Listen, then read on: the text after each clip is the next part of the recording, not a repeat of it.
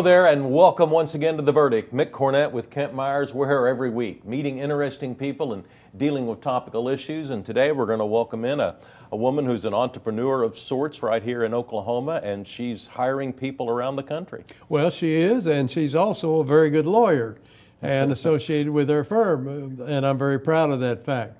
Yeah, Laura Brookings Fleet is our guest today, and she's going to talk about a concept that she came up with, or at least she implemented, and we're going to find out what it is. Senda Ride. We'll be right back. This is Mick Cornett with Kent Meyers, and our guest today, Laura Brookings Fleet.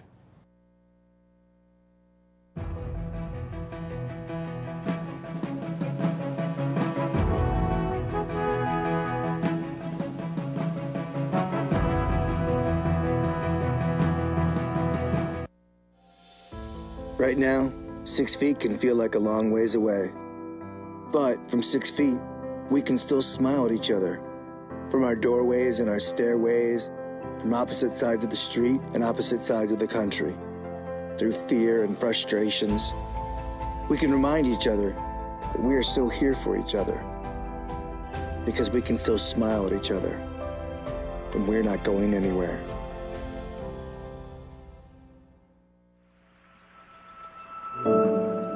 This place is all about the water. It was about the water in 1902, it's about the water today.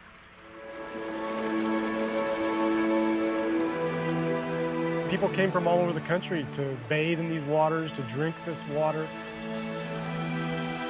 Early in the history of this park, families came here to camp and to swim and to enjoy these waters. So it's always been a gathering place for families. I'm Bill Wright. I'm superintendent at Chickasaw National Recreation Area, and I am Chickasaw.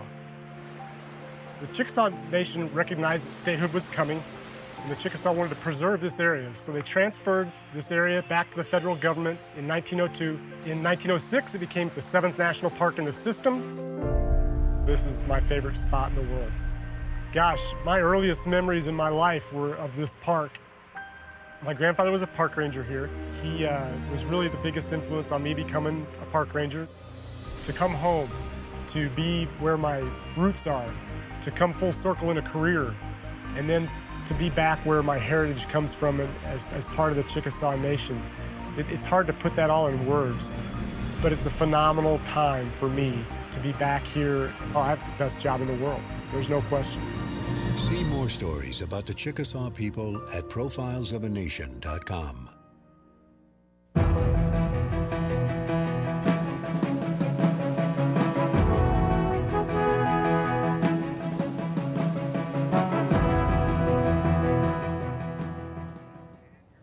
Welcome back to the set of The Verdict. Mick Cornett with Kent Meyers, and Kent's going to introduce today's guest. Well, as we indicated in the open, our guest today is Laura Brookings Fleet. She is the CEO and co-founder of SendaRide. That's S-E-N-D-A-R-I-D-E.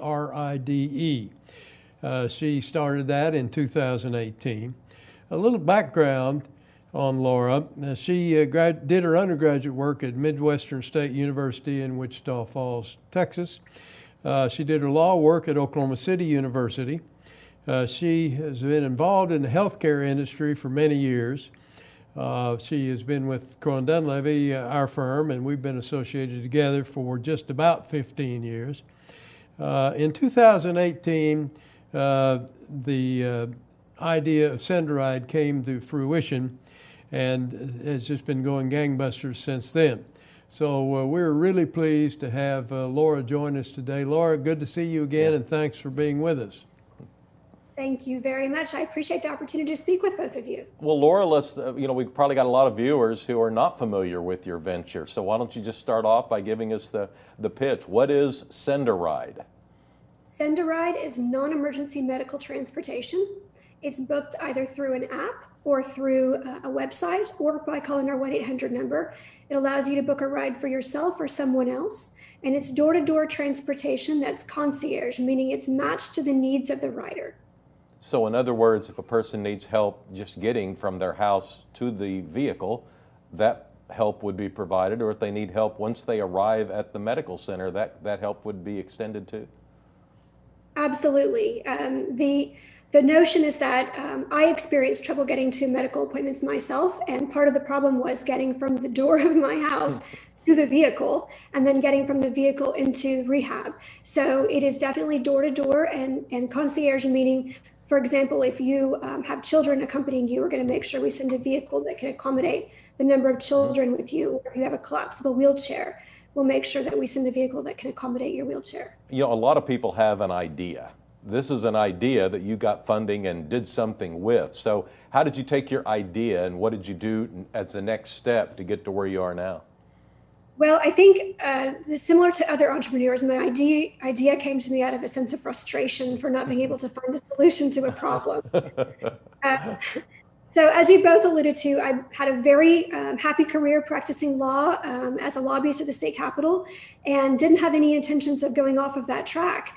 But after years of horseback riding, I had injured my back to the point where I needed a multi-level artificial disc replacement surgery, which is a mouthful to say, and the recovery time is just as long. So I relied heavily on family and friends during that recovery time to really help me with all of my needs. And when it came to going to physical therapy, that was a need that I was sure I could take care of. The first day I tried a typical rideshare company, and their model is not really to provide door-to-door service. So they didn't greet me at the front door. In fact, when they didn't see me at the front door, they canceled the ride and left. Second day, I tried a different type of transportation company. And because I was still on pain medications, I felt very vulnerable in the backseat of the car. And I didn't know how well the drivers were vetted. I didn't know, if I don't make it to my physical therapy appointment, does anybody know until my husband comes home from work? And I just didn't feel like I had the right solution. The next option that I found was a wheelchair accessible van, which was much more than I needed. So out of frustration, I said to my husband, I just need someone to send a ride. So here we are. And thus it started. Well, let me ask you about how do your drivers vary from, for instance, the taxi cab, if there are any left, and other Uber and other competing transportation companies? Are your drivers, I know it's non-emergency transportation, but do your drivers get any special training to provide the service? Thank you. I'm glad you asked that, because I believe our drivers are the secret sauce for SendaRide, and they're what makes us very different. Beginning the day we launched, we still have some of the same drivers with us today. They're called care partners. They are independent contractors, meaning that they control their schedule. They decide which rides they want to take, and they do these rides in their own vehicles. So they are very well vetted, going back to my selfish need to know how well the drivers are vetted.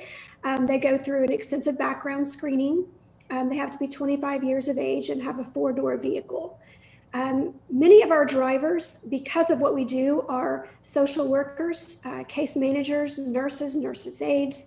Many of them are from that healthcare profession, but we do have a number of drivers that are simply individuals like you and I that may have a gap in our schedule and really have a very altruistic mindset and want to help others. For example, myself, I've been in the situation where relying on someone else to get me to my physical therapy. While I was at physical therapy, I saw many people that relied on someone to get off work to take them home. So we've all known or been in that situation, I believe, where we knew someone who needed to get to dialysis or maybe chemotherapy, physical therapy, whatever the case may be, and just needed a compassionate person to really provide them door-to-door assistance. So the drivers are very unique. Because they're recruited from the healthcare industry, many of them already have a lot of CPR training, first aid training. It is not a requirement for the job, but it does make our clients feel happy knowing that the driver does have that in case they needed it. And we offer that training as well. So if you're interested in driving and you want to have that training, we offer sensitivity training, fingerprinting, drug screenings, the whole gamut of what a healthcare provider might want to find in a driver. Is this typically covered by insurance? It depends on what type of insurance you're speaking of. It is a benefit from Medicaid, and many Medicare Advantage or Medicare supplement plans are covering it now. And we do have some commercial insurance companies that cover this as a value-added benefit. Typically, people that are working age adults have transportation. I was in a unique situation that I didn't. But many insurance companies are now realizing that, even for example, if you have to leave work to take your mother to dialysis, it impacts your work productivity. So they're beginning to offer it as a benefit, yes. The primary audience of this show is in Oklahoma. Is your service available in Oklahoma, and to what extent? Yes, we cover Oklahoma City and Tulsa, the metropolitan areas.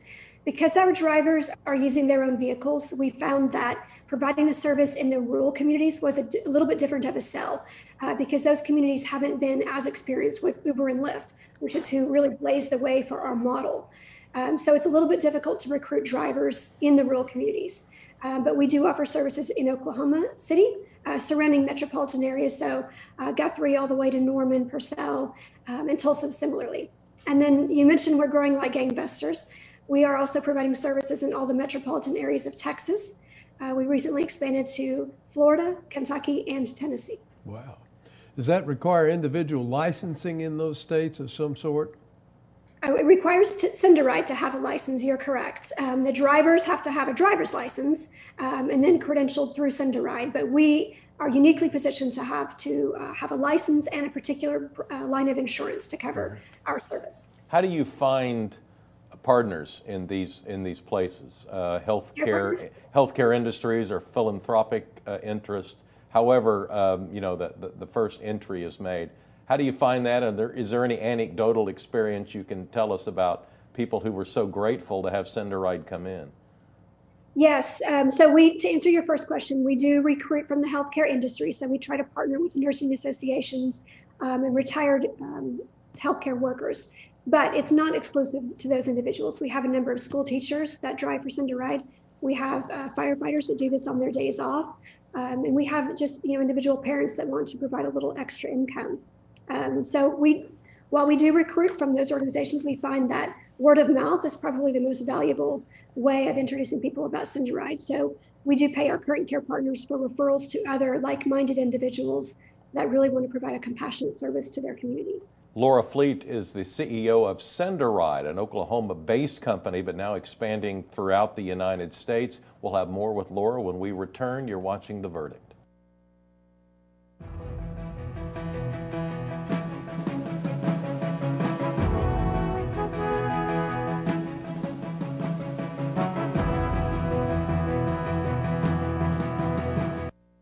One of the best kept secrets about the post 9/11 GI Bill benefit is that it can be used at a trade school or a technical school, and it doesn't have to be used at a university or college. These are benefits that the veterans have earned through their service, and they should take advantage of it.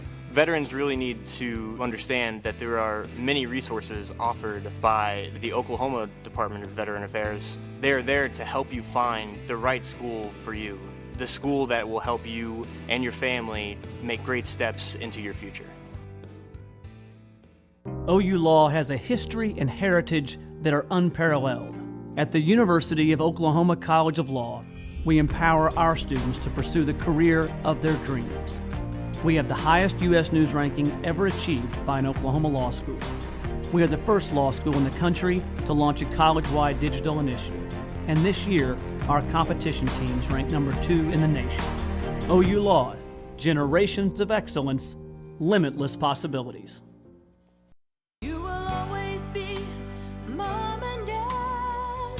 You have children come from a different lifestyle, different mindset. You have to open your arms and really do what you have to do to have that child become a part of your family. And if it's more patience, that's what you do. Kids got to know they can trust you. And that's what we've tried to do with these kids. You will always be mom and dad to me.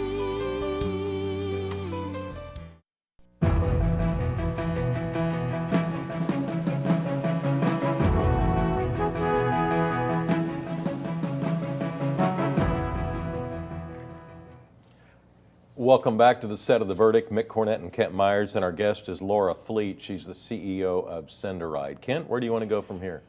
Well, I noticed you indicated in your open that the anticipation or the expectation of SendaRide is that it's going to be non-emergency. What if in the course of the ride its character shifts from non-emergency to emergency accidentally? What do your drivers do in that regard? Because we are not a medical provider, we actually pull to the side of the road and call 911. In that connection, is the passenger the sole person in the car besides the driver, or if, for instance, the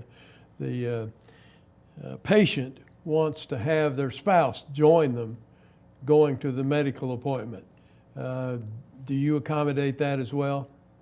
Absolutely. So when we book the ride, we simply ask how many riders will be accompanying the patient, and then we ensure that the vehicle we send has sufficient seating to accommodate. So typically it's 3 passengers and a driver, but that way a mother doesn't have to miss an appointment because she has to bring her child with her, or leave a child at home, or find a babysitter to bring another child to an appointment. And a lot of individuals, senior citizens that use our service, have caretakers that they like to bring with them. So we absolutely accommodate that. Laura, earlier in the show you touched on some of the different markets that SendaRide has expanded into. How were those markets chosen? Well, originally we thought we should choose the market, and then as an entrepreneur, I learned to pivot quickly and let the market choose us.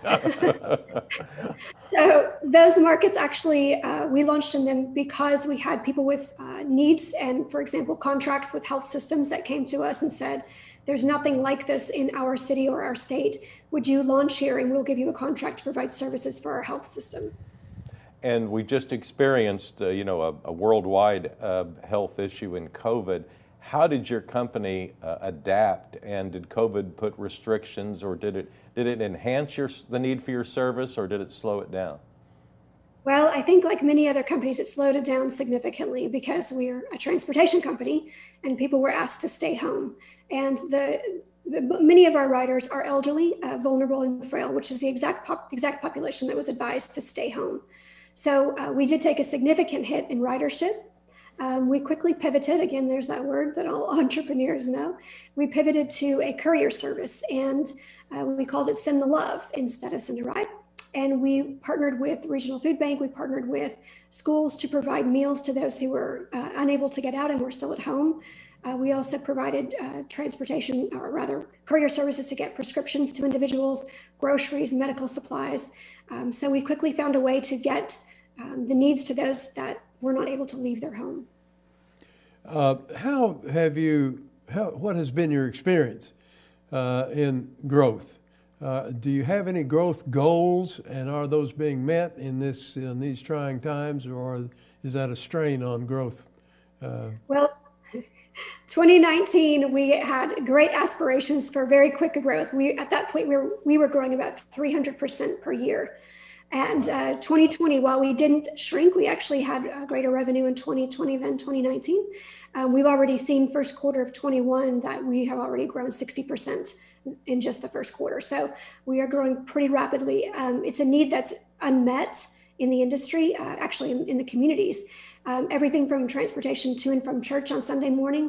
We do transportation for the blind, epilepsy patients. So there are a lot of niche situations that aren't met by mass transit or Uber and Lyft that people are realizing that we fit that very well. What methods are you using to find drivers in the communities you serve? A lot of job boards. We're trying to partner with churches to help the information be disseminated amongst their congregation. We do typical things like Indeed, hopefully opportunities like this and maybe news stories help people understand that the opportunity is out there. The issue is that the average age of our driver is between 50 and 65. So most of them are retired themselves and really doing this for genuinely compassionate reasons. And so we're still trying to figure out the perfect way to get the message to those individuals. Are you seeing the emergence of any lookalikes, competitors in the marketplace that are trying to pick up what you do and compete with you on it? Well, imitation is the most sincere form of flattery, right? Yeah. So we have a couple companies that we've seen in other areas of the United States, none in Oklahoma. They don't have their own drivers. They provide non-emergency transportation, but they serve as a broker really to offer those rides to Uber, Lyft, taxis, et cetera. We are kind of unique in that we are able to accept our own rides and broker them out to our own drivers that are independent contractors. Laura, I wanted to ask you about the app. When you came up with this idea, you probably immediately knew that there would be some sort of mobile application. As the entrepreneur, how do you go about finding the right person to design your app and to get it from idea into a concept that's workable? Well, that's a very good question. And at the time, I think Apple was running their ads of there should be an app for that. So intuitively, I thought there should be an app for this. I actually leaned into my network, my professional network there at the law firm, as well as some of my friends at the state capitol. And a friend of mine in Austin had worked with the developer in India and said, these guys are absolutely top notch. They've done so much great work for me. So my husband and I actually went to Bangalore, India, and spent a week there interviewing this particular firm and really appreciated their work effort and the success that they had previously had. And I'm happy to say they're still with us today. And they actually would like to, work for us in Oklahoma if it would ever become possible. Let me ask you about the typical SendaRide patient, customer. Let's say that the patient has a medical appointment at a given time, but after that appointment would like to go by the grocery store for a little while or go get, as I might, my hair done. And do you accommodate those kinds of special requests that are beyond the emergency appointment? We do, with an exception. So if perhaps your healthcare provider is paying for the transportation, we don't deviate from the route. We go from pickup to drop off. And that is because some of our patients are dementia or Alzheimer's patients. We do adult daycare rides. Yeah. So we don't want someone to incorrectly remember a drop off address and drop them off there.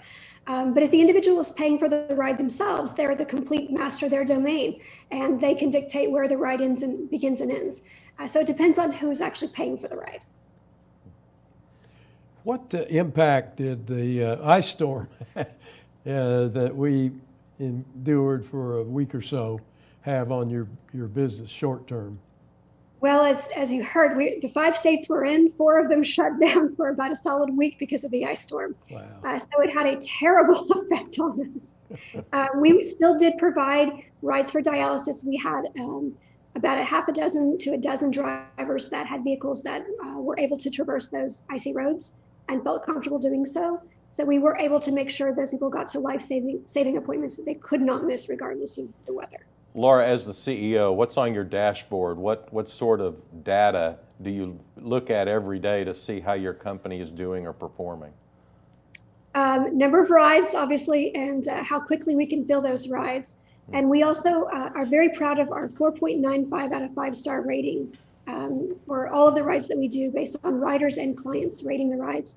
So maintaining that, making sure that there's never a dissatisfied rider, and if there is, to get to the bottom immediately of what might have happened. And if someone watching might want to use your service, what's the best way for them to get a hold of SendaRide?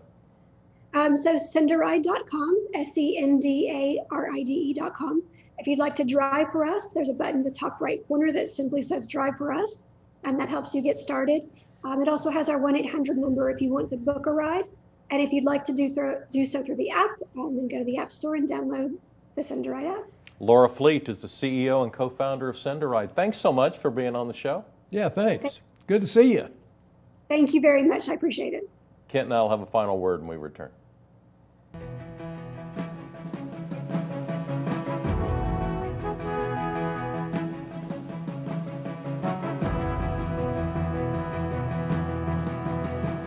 It used to be okay in hospitals. It used to be okay in movie theaters. It was okay in classrooms, restaurants, and airplanes. But thanks to a greater understanding of the dangers, that's not okay anymore. So now that we know secondhand smoke causes lifelong health problems, why is it still okay to smoke with children in the car? Bottom line, it's not okay. Let's get serious about protecting kids. Join the fight at stopswithme.com. All children deserve a life of hope and love, but sometimes they experience a life of pain, neglect, and abuse. When that happens, each child deserves all the quality assistance and representation that can be offered in our legal system. For more information, call 23 child. Oklahoma Lawyers for Children, helping to bring hope and love back to the lives of abused children. You will always be mom and dad to me. You have children come from a different lifestyle, different mindset. You have to open your arms and really do what you have to do to have that child become a part of your family. And if it's more patience, that's what you do. Kids got to know they can trust you. And that's what we've tried to do with these kids. You will always be mom and dad to me. The Journal-Record is pleased to be a sponsor of The Verdict. The Journal-Record, since 1903, the best source of Oklahoma business news and legal information.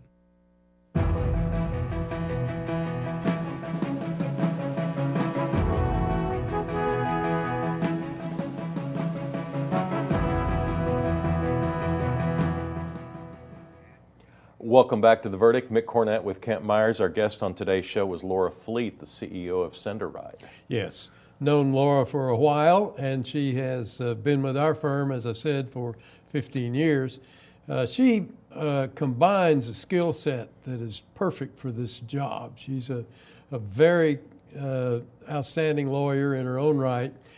She has substantial experience as a lobbyist, in other words, talking to someone about something she'd like to try to accomplish and getting it done.